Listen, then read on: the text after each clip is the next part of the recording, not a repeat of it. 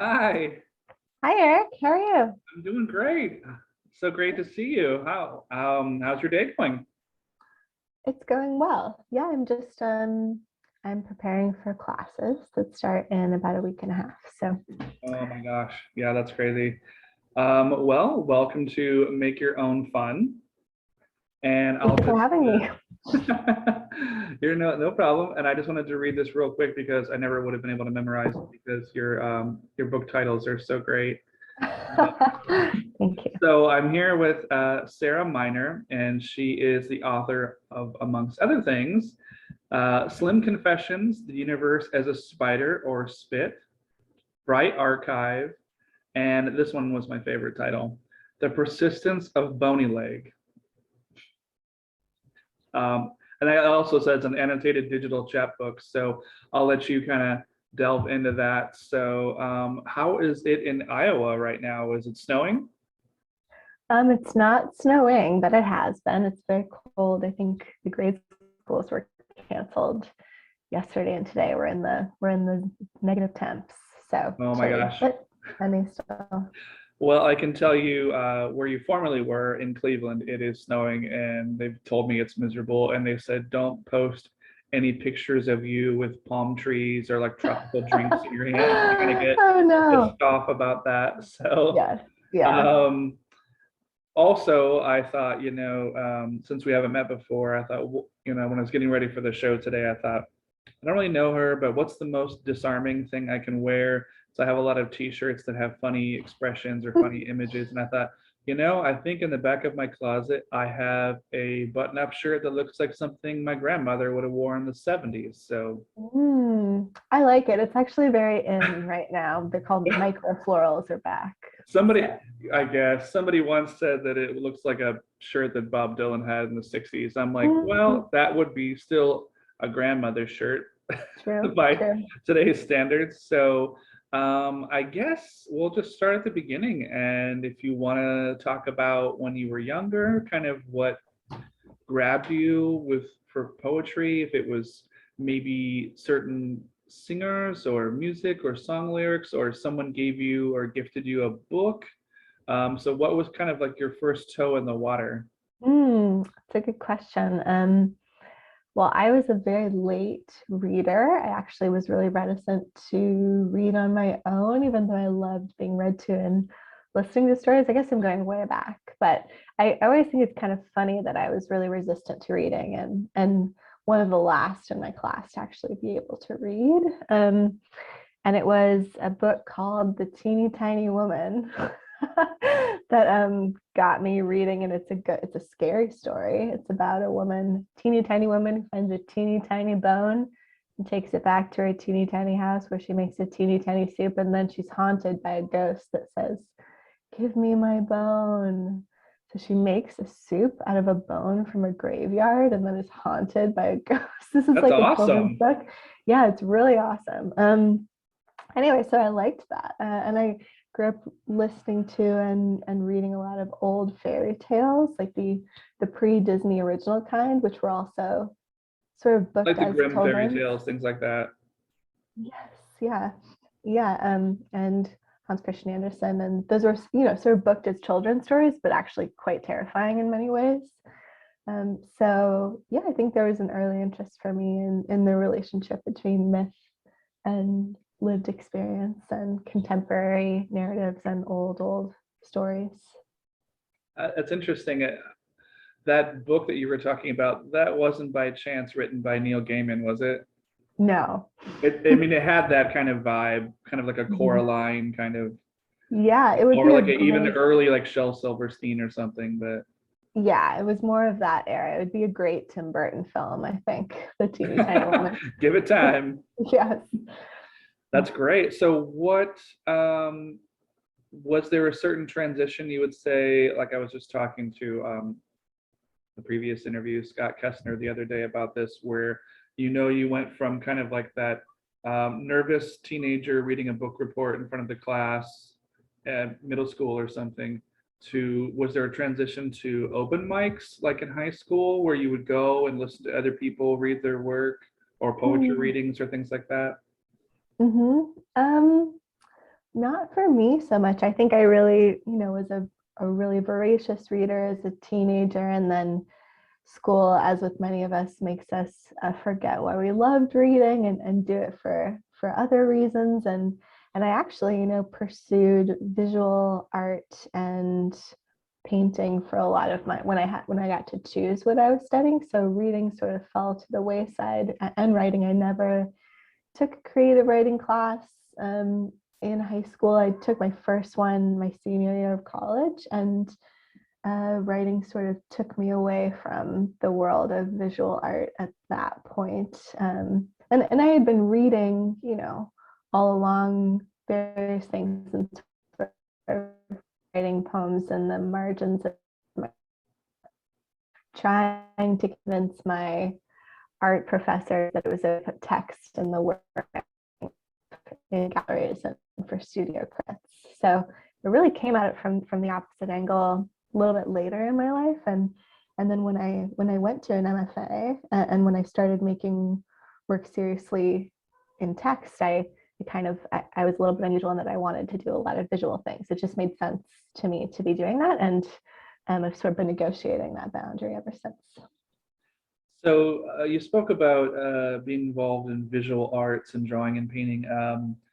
So are you pretty involved with your book cover designs and things like that? I know a lot of people just kind of leave those to graphic designers. So Mm-hmm. Yes, actually. Well, for the first cover of Bright Archive, this was done by Phoebe Perez, who is the designer for Rescue Press, who's really an incredible person, also spans the visual and written art worlds. And so we had a lot of conversations back and forth, but I think it was good for my first book that actually I had this idea that, like, oh, I could design my own book cover. Or, oh, I really know what it should be. But actually, Phoebe taught me a lot about what it should be. And I'm really happy with what it became. I'm really happy with how minimalist it is based on how much visuality there is to encounter once you open the book. And then for Slim Confessions, I chose this image from an artist that I really loved and reached out to him about it, but then I also ended up designing the cover. So along with Sarah Zemsky at Noemi Press, the font and the title and the relationship of all of that on the page. So yeah, that is something I'm interested in, and I have a lot of ideas about the interior design of the books that I make, and so it's always a collaboration with the press. great. I I went through something with my first couple of books that I put out, where I had a friend. She did the artwork for it, and it was kind of my fault because I kind of led her down this path of kind of like, well, maybe something that's a little cartoonish that brings in a wide audience. But the problem was, I did like a book of comedic essays with her, and also a book of comedic monologues, but they're very adult in tone. And so when people would see these things on Amazon, or I do a reading, and then they just, go up to the display and they'd start like rifling through that, they were just like, oh my. And they put it back, and I'm like, that's not what you want, is for someone to pick up your book and then Mm-hmm. immediately put it back. So for me, that was a learning process of, trying to go for something artwork wise for a book that was just really trying to be all appealing. I mean, that was like a lesson I kind of learned. And then I'm not sure if that's any kind of discussion that you had with your publisher as well. Mm-hmm.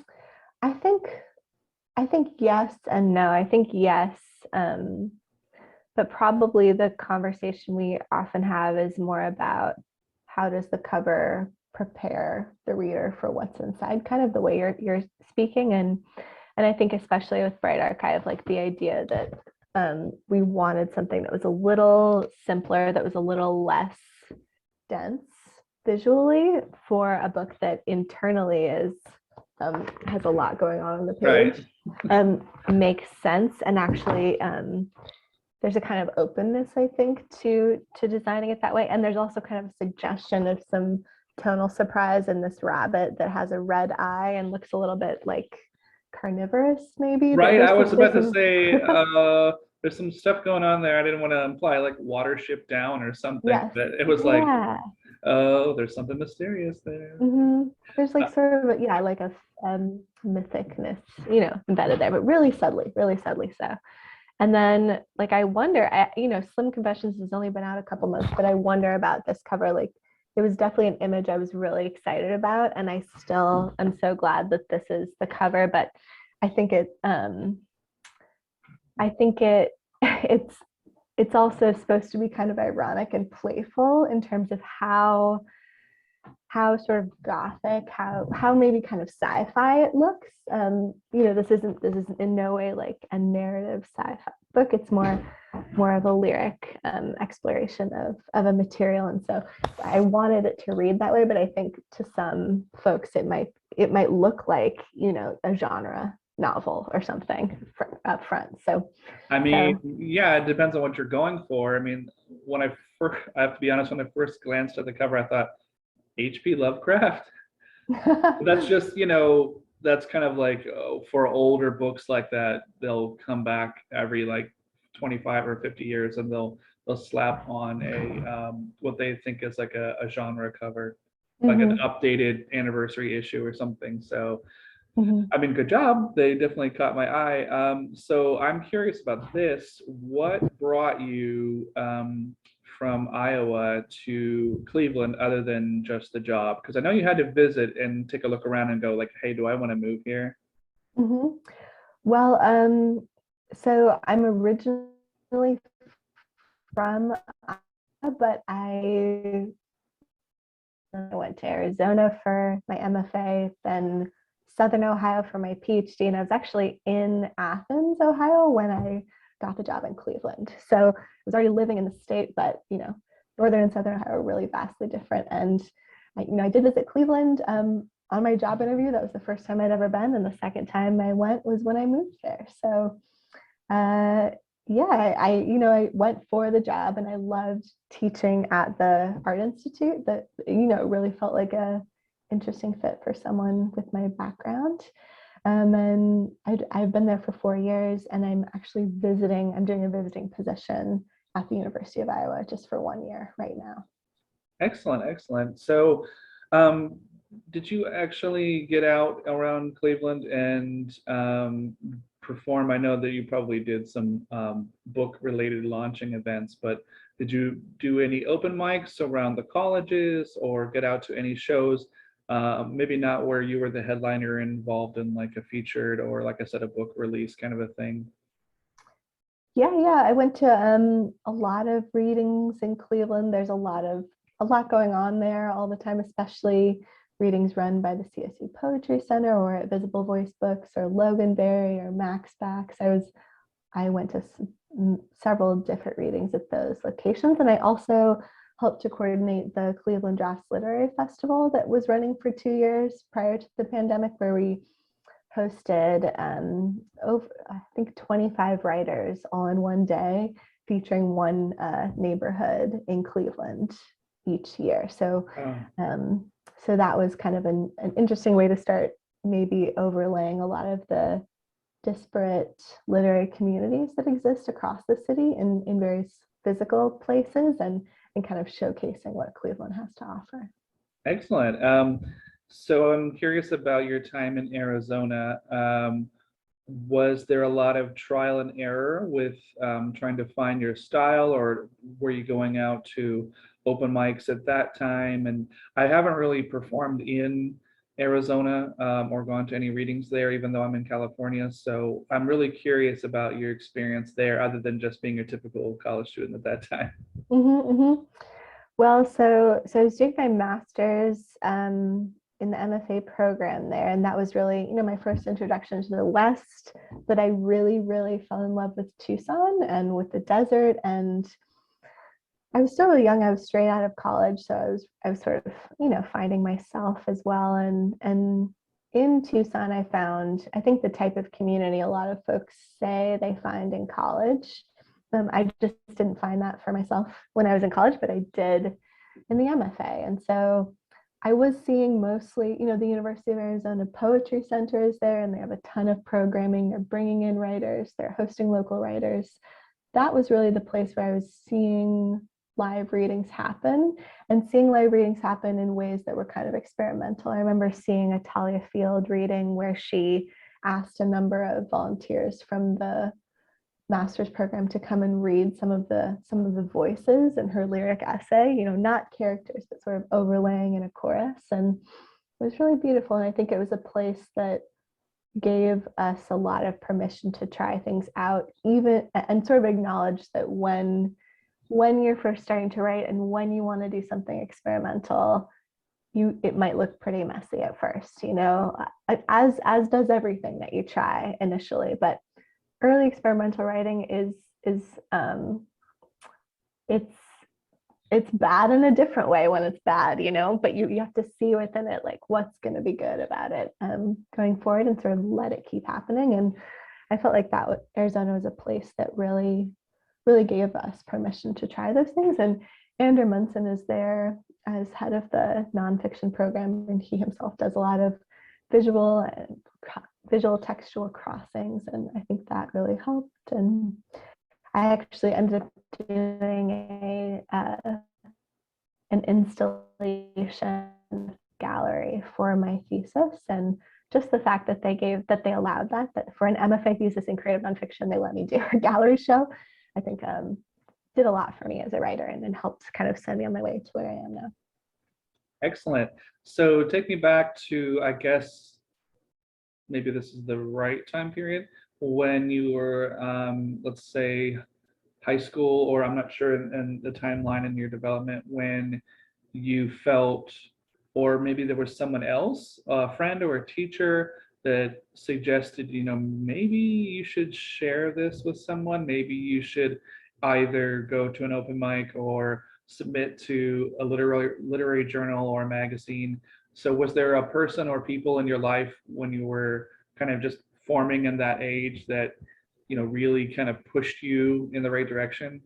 Mm-hmm. I don't really think so. In high school, I really didn't identify as a writer in any way. I was barely even identifying as a visual artist. I was spending most of my time as a varsity athlete. I was like a very serious track runner in high school, and I would go to practice for 3 or 4 hours every day after school, and then I would get up early to go to meets, and my weekends were spent on buses. And so I really, the time period you're talking about was one in which I was just like kind of trying to keep my grades up while I was spending a lot of time like running and wearing uniforms and changing for class. And so it wasn't really until after, I submitted some paintings to a gallery in Iowa City when I was maybe a junior in high school. There was a call for art, and I submitted my work, and I went there and I brought my paintings, and I thought, oh, this is like my big break as an artist. And they immediately were like, thank you, no thank you. I was so hurt. I was like, oh my gosh, I can't believe this rejection feeling. So that was, that had to do with visual art. But it really wasn't until the first year of my MFA that I even thought about, that I even really knew what a literary journal was, what the processes were for submitting to it. And I submitted my work electronically that way. And that's when I started first getting some of my publications. But I never performed any work aloud, as you're kind of talking about, like a live reading, until the MFA. We had an organized works in progress reading series that I read my work at, but I never associated writing with the performance of writing until that point, really. And what were some of your first experiences in reading in public? They would have been at that WIP series, and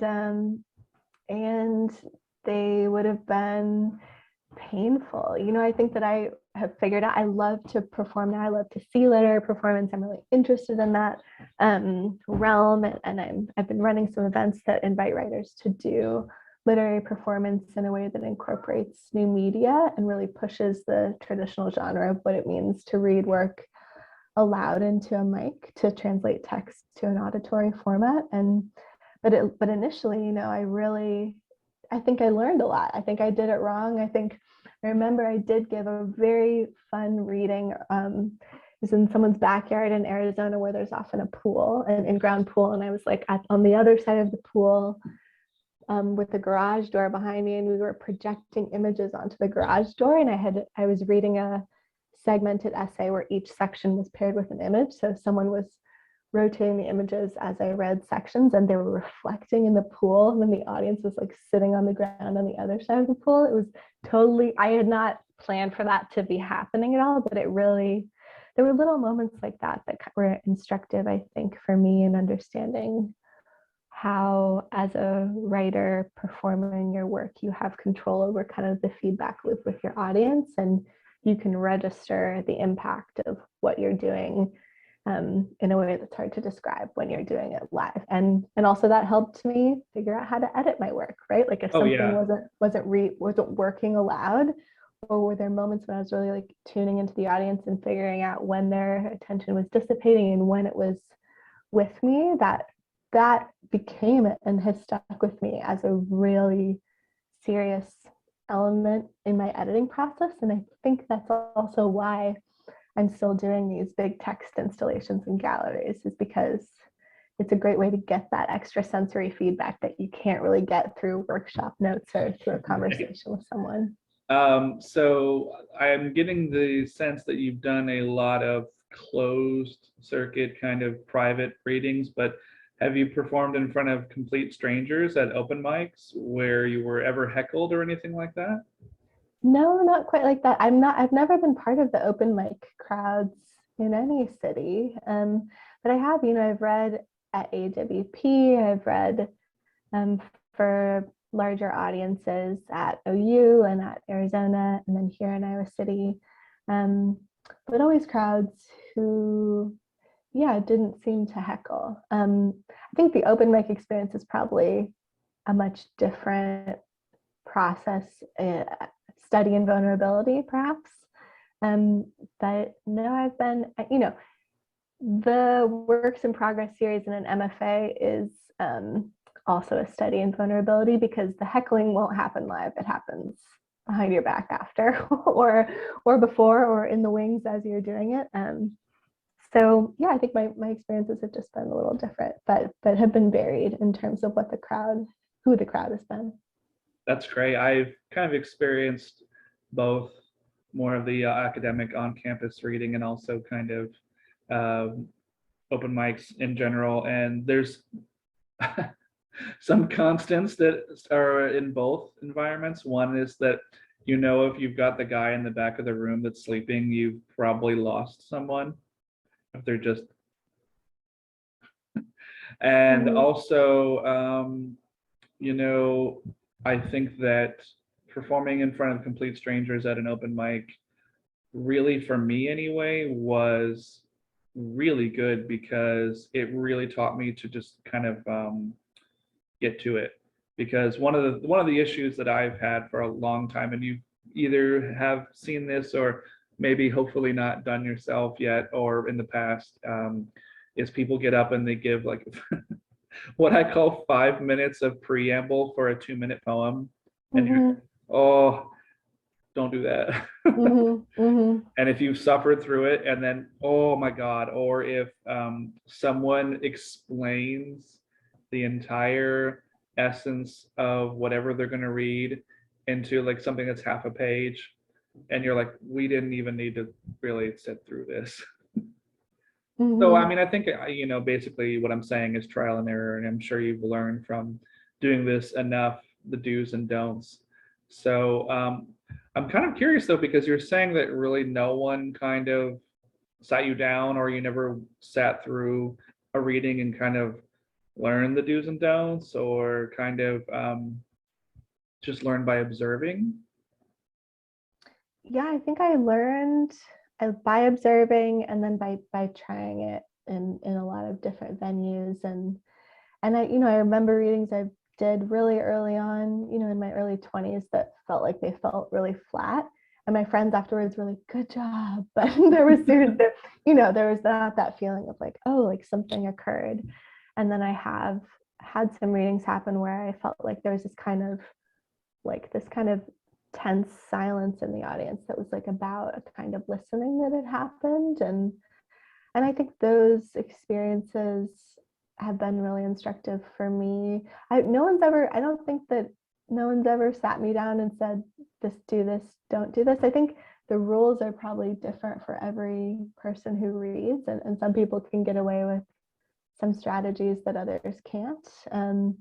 But I think that like the things I've learned about reading, the things that I do think are really important are like, do not go over your time ever. Use a timer and don't go over your time. It's Better just to be under than over. So yeah. And if you have words of preface, they should be one sentence, perhaps. I liked what you said, get to it. I think that reading aloud and liking to read aloud and trying it a few times and failing has also taught me that. And it's taught me how to do that in my own writing also, not just up in front of the mic. So yeah, it's been an experiential process. excellent. Okay, well, let's go back about a year and a half, and I'm sure you've done enough Zoom interviews that you probably know what's coming, because this is also the part of the interview where we talk about when lockdown started and your world changed and you weren't able to work or do anything, but you're faced with just yourself. Were there any creative projects that you were working on that kind of saw you through, or did you have to just completely rearrange? Or were you just, I don't know, sitting on the couch in your pajamas eating peanut butter every day? I don't know. Yeah, I think that when the pandemic hit and we went into lockdown for the very first time, I think I was in a strange place where I was about to release my first two books. Like I knew at that point that October would be the release of Bright Archive and the following October would be the release of Slim Confessions. So I was in what I recognize now as like a certain cycle of making books, which is that I was in the editing process. I was doing a lot of edits for Bright Archive, and I was starting to work on edits for Slim Confessions. And that meant that I think I was really lucky to be in that stage, because I find it's such a more immediate pleasure to edit work than to try to generate new work. And I was also doing a job. I was teaching in Cleveland, and I was the chair of the department for those 2 years. And so the job I had transitioned entirely online, entirely to Zoom, and it actually required more hours than it had previously, because I was moving all my classes online. I was meeting with students about technological troubleshooting, extra problems they were having living at home during the pandemic, all sorts of things. So my work kind of exploded and took over way more of my time than usual, which was, I think, necessary. Happened to so many people. And it made it really hard for me to write. So, year and a half ago, I think I was trying to edit things I'd already written a little bit. That was really my strategy. It was like, what have I written that feels kind of drafty and rough that I can kind of go back into, because I don't have the energy or really presence of self to try to start something new on the page. So, but I drank a lot of wine in front of Netflix. I was really angsty, and I spent so many hours sitting as we are now, just, so much so that my hips were starting to kind of fall apart.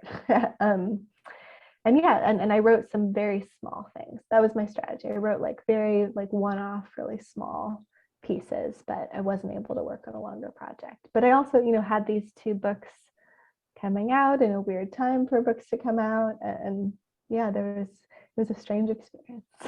Yeah, I have to ask, because I put out a book of poetry in 2020, literally weeks before the lockdown. I think it was just released, and then I think a week and a half later, everything was locked down, and I had all of these readings set up and different cities and all this promotion, and just went away. So I kind of got forced to get into the Zoom online reading or open mic situation. Did you do that as well last year and the year before? Yep. I've actually only, since the release of my first two books, I've only read in person once. Really? I've done all the other readings have been online, and I think I've cooled my jets a little bit on trying to do more online readings. I think because I was myself was feeling a lot of burnout as an audience member for those readings, especially, right away in the pandemic, there were a lot of them. And suddenly you can go to any reading in any state that was happening on a Thursday or Friday, and there's like, so many to pick from. And we were already pretty burnt out from being on our computers for work. And so I sort of, I sort of backed off on that. But I'm really looking forward to, I have hope that we'll have some more in-person readings I mean, hopefully. eventually. Mm-hmm. That's not Um, happening in Iowa or Ohio right now, but someday. yeah, I was going to ask about that. So what's the COVID situation like? I call it it sounds like a transformer to me, the Omicron or whatever it's called. Oh my God. I'm I'm hoping that the virus is kind of mutated and people are getting their vaccines, and maybe this will just be like eventually a yearly flu shot situation. But I keep hearing things are closing down again, and it makes me really sad. Mm-hmm. What's the outlook like there in Iowa?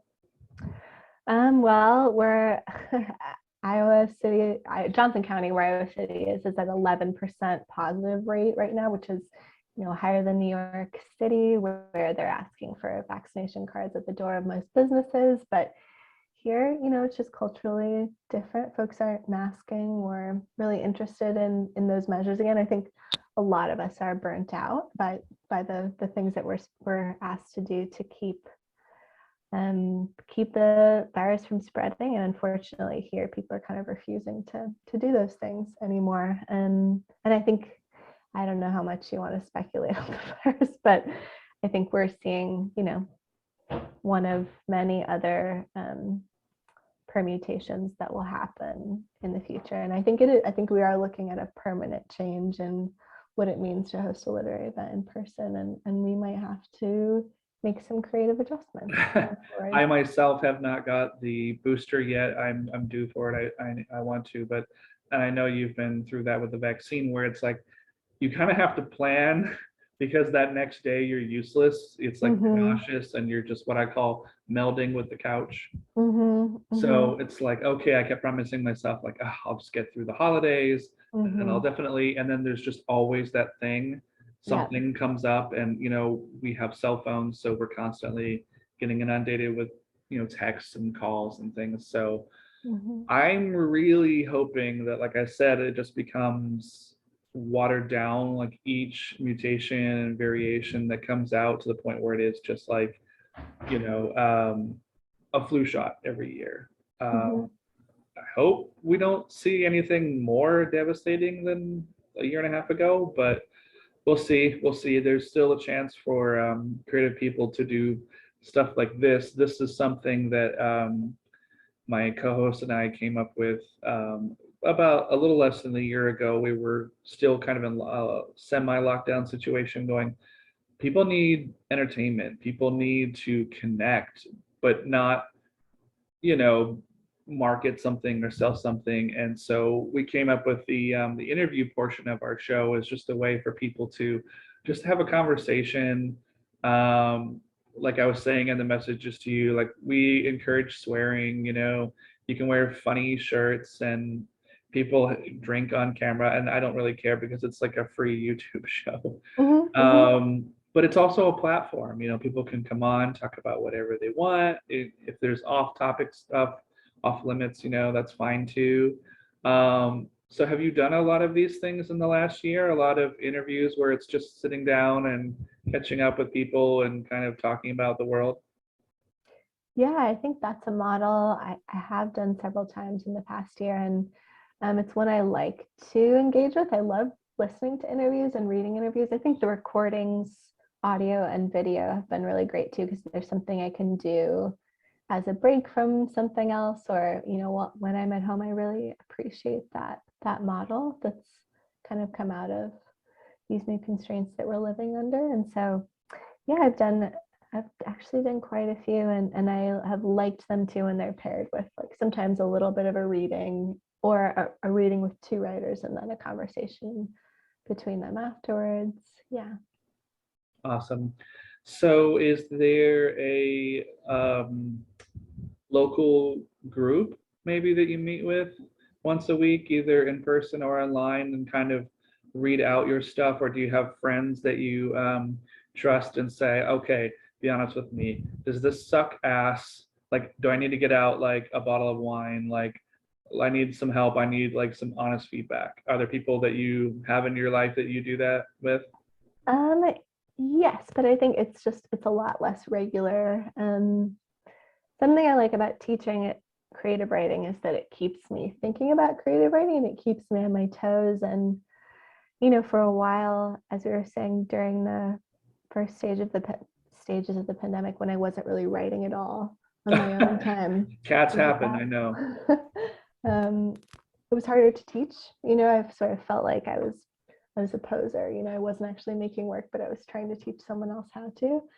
And I guess I think of my teaching as a way that's like keeping me in check as someone who, so I'm still keeping up with some of the contemporary things that are being made and keeping up with ideas about writing. But no, I only meet with folks who read or respond to my work, like very occasionally.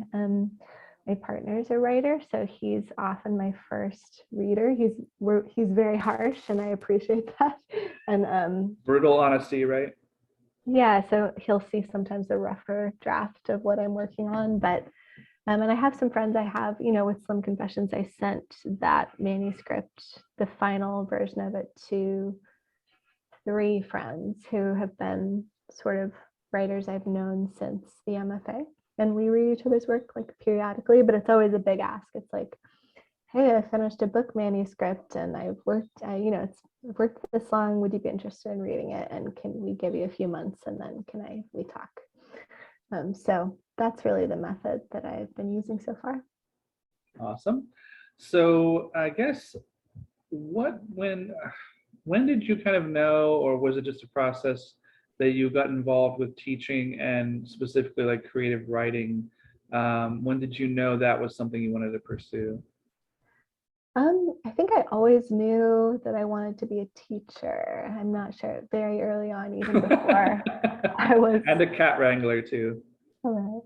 I've always loved teaching, and I think I wouldn't be a writer if I wasn't a teacher. I wouldn't be a teacher if I wasn't a writer. I see them as really integral. So, I started doing some TAing in my MFA program, and then when I went to the PhD, my job was full-time teaching. I was leading my own classes in first year writing, and then upper level lit classes, and then eventually creative writing workshops. So it's been a vocation and something I wanted to pursue for a long time. And I felt really lucky to get my first job at Cleveland. And I'm really enjoying teaching in Iowa. And this is my first time teaching graduate students. So it's been really interesting and it's been fun. Excellent. Wow, great answer. So I don't know if you have any poems handy, if you had anything that you maybe wanted to share. Sure. Yeah, I mean, I've got some of the books here, so but I could pull something up quick. Maybe I could read just the first little bit of some confessions. Your cat is really wanting to be part of the show. It happens all the time. What do you think about me showing some images? Okay. I don't know with your Zoom background if it's going to show up because, for example, like your cat, it's like the Cheshire cat right now, where it's like part of him like disappears and reappears. So I don't know how that's going to work with whatever you're going to show. Yeah, let me try it out. I'll try doing it on PowerPoint so the background won't influence that very much. People hold up books or CDs, and I'm like, it looks like you're just going like this. Okay, is it okay? Can I have some screen sharing possibilities? Okay.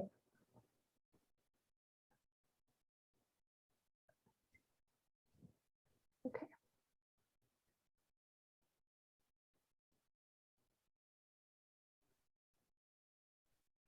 I mean, you could also just read it right from the book if you have books handy.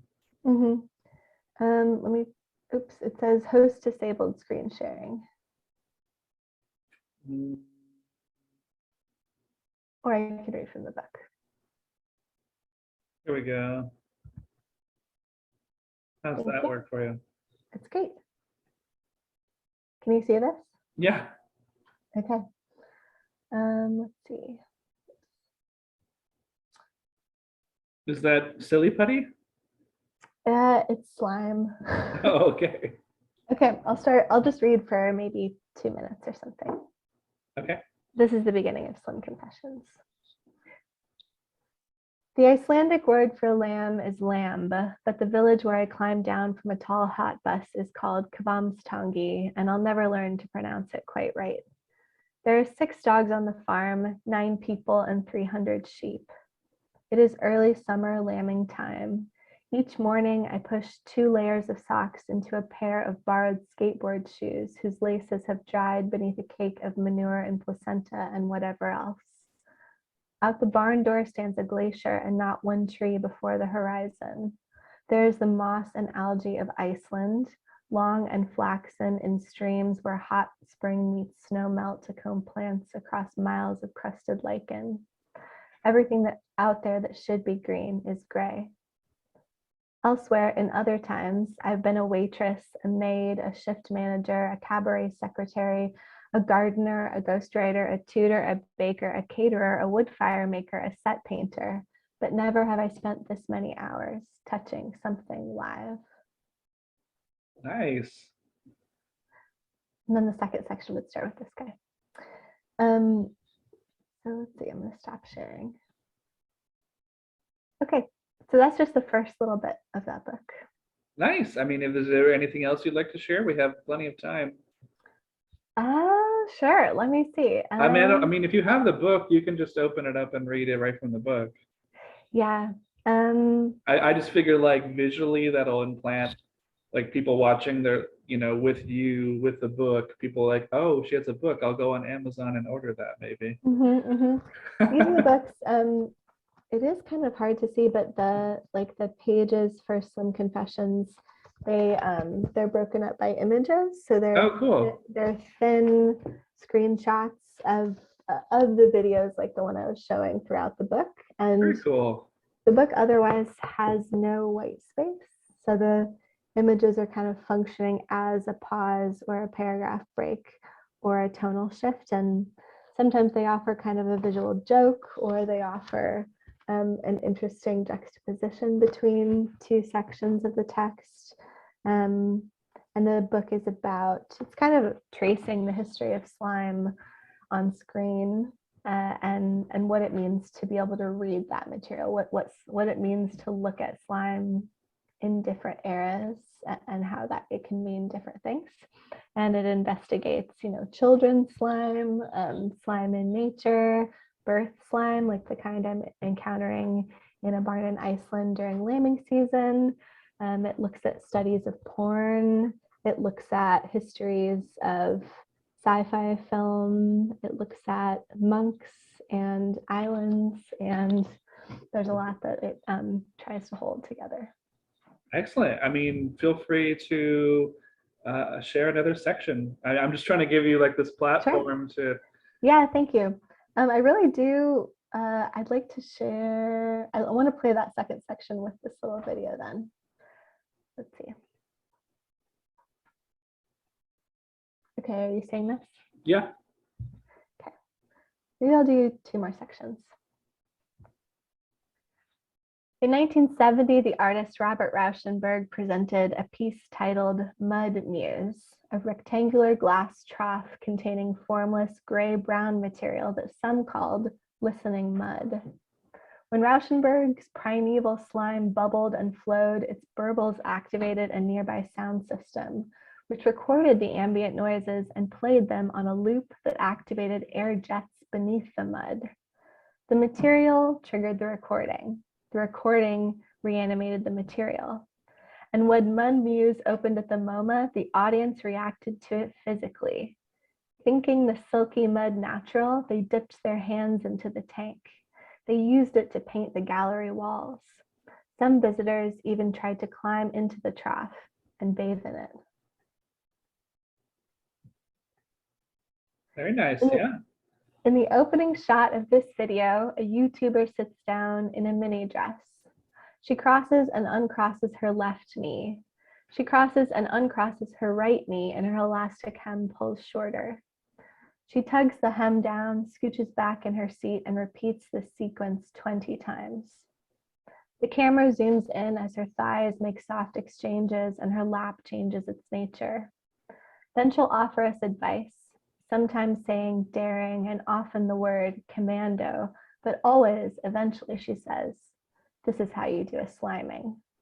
Though more often lately, she'll say take instead. A man in plain clothes steps in, always from the left. She'll tense a moment as he dumps the heavy bucket over her, but then she'll tilt her head back and open her arms, as if taking in the wind. Wow. Feel free to read another one. We have plenty of time. Okay. After a week working in the barn, the farmer leaves me in the hands of Brigitte, an Icelandic girl who is younger and taller than me, but who has perfect birthing hands. Brigitte teaches me all that he hasn't: how to bottle feed the orphan lambs and curl them into soft rings beneath the heat lamp, how to fold my thumb against my palm to slide 5 knuckles into a ewe's vulva and then the birth canal, how to wrap up my hair in a scarf so it won't leave my pillow smelling bad. Every day after work, Katrina turns the Wi-Fi on for 2 hours, then dinner, then sleep beneath the midnight sun. Brigitte spends her 2 hours swiping vertically on a smartphone with nails that are stained black at the edges. Days, there are the animals, our hands inside the animals, our tired backs, the sodden barn. Nights, there's the tank of light, the screens with our hands at the back, and once per week, the wall-mounted flat screen plays E.T., Brigitte's favorite, with Icelandic subtitles. Great. I think we can wrap up the PowerPoint presentation. That was amazing. Thank you for sharing that.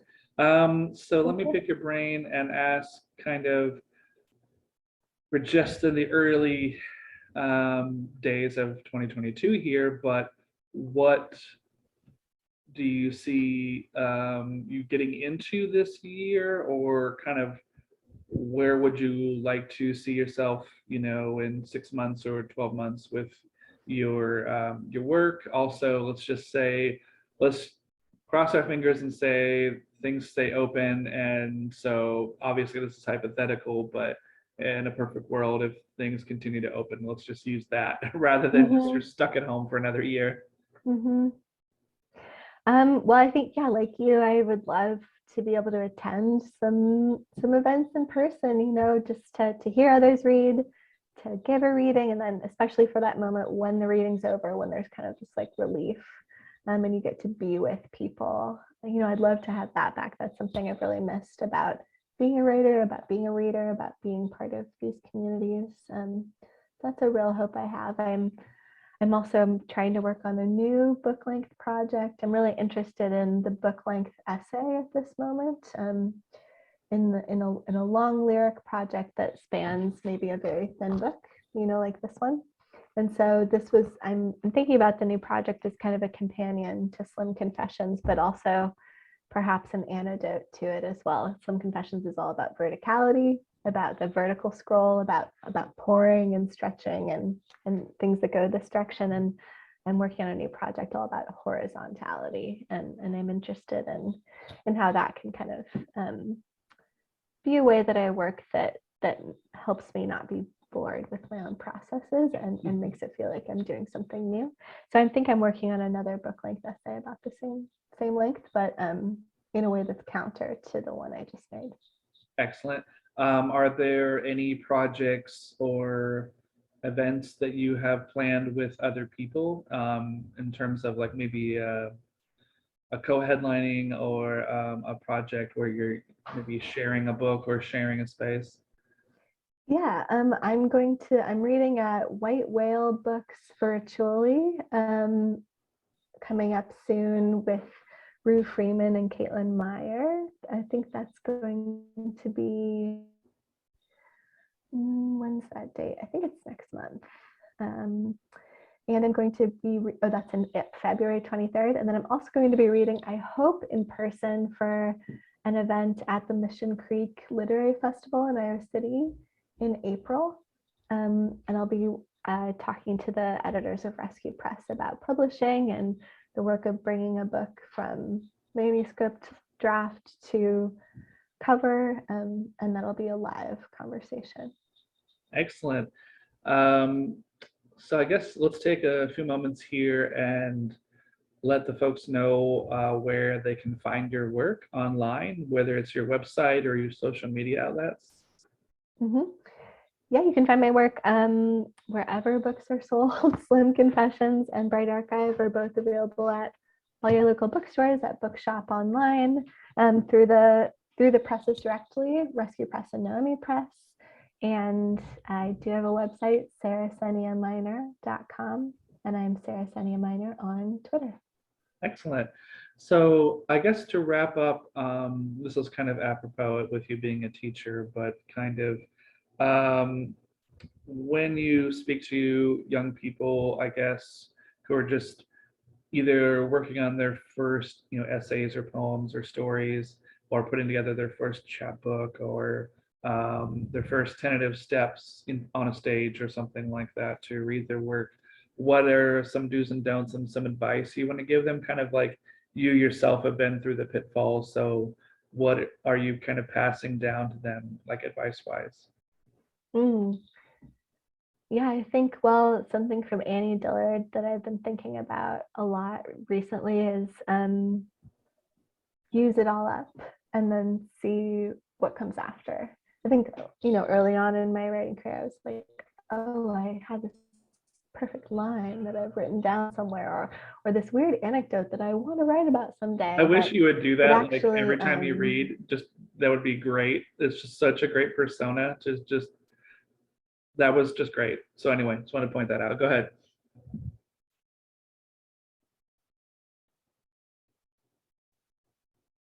Still there? Oh, sorry. I think you said every time we read. Oh, sorry. I think we're breaking. Yeah, your image kind of froze a little bit there. Let's see if I can turn off my phone. There it is. Okay. So go ahead. What were you saying? Go ahead. Oh, okay. Can you hear me? Yeah. Okay. I was saying something from Annie Dillard. I don't know if I should start over. You can. I mean, it's fine. You can just say what you were saying. It's fine. I'll stop. Okay. I'll stop my video. Maybe that will help. Okay. But I was just saying, I've been thinking about something from Annie Dillard, which is the idea that as a writer making work, early on or at any stage of your life, you should use up your material, use up all of your material. And I think this is an idea I also found that was useful for folks in visual art. Like if you have a set of paint, or if you have a bunch of drawings that you'd like to put into a painting, like you don't be precious about the material you have. Don't worry that it's going to go away. Use it up and see what happens when you do. And I think that for writers, this might mean like you might have a perfect line in mind, or you might have a week that you want to write about eventually. And don't wait to use those things. Use them now, because that's how you continue being an artist and coming up with more material in the future. Trust it in the future and use up all your material now. That's pretty sound advice. So is there anything else you'd like to add before we wrap it up, as we're getting close to an hour right now? Not that I can think of.